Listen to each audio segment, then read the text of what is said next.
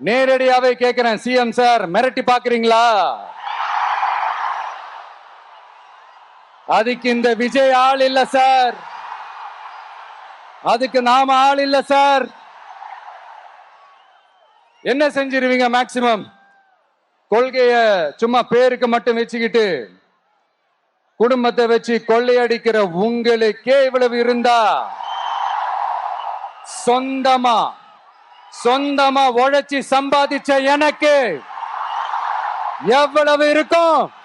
பெங்களூர்ல போனப்போ நான் கரெக்டா அந்த ஊருக்கு போறதுக்கு முன்னாடி அந்த ஏரியாலேயே அந்த பவர் கட்டு. அப்புறம் நான் திருச்சிக்கு போய் நான் பேச ஆரம்பிச்சதுக்கு அப்புறம் அந்த ஸ்பீக்கருக்கு போற அந்த வயரு கட்டு.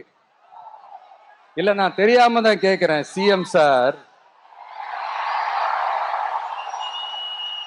ஃபார் எக்ஸாம்பிள் இப்ப ஒரு ஆர்எஸ்எஸ் தலைவர் இங்க வராருன்னு வச்சுக்கோங்க, இல்ல நம்ம பிரதமர் மோடிஜி அவர்களோ இல்ல உள்துறை அமைச்சரோ இங்க வராருன்னு வச்சுக்கோங்க, இந்த மாதிரி கண்டிஷன்ஸ் எல்லாம் போடுவீங்க? இந்த மாதிரி பவர் கட் பண்ணுவீங்க? இந்த மாதிரி வயர் கட் பண்ணுவீங்க? கொஞ்சம் கட் பண்ணி தான் பாருங்களேன். முடியாதுல, பேஸ்மெண்ட் அதிரும்ல.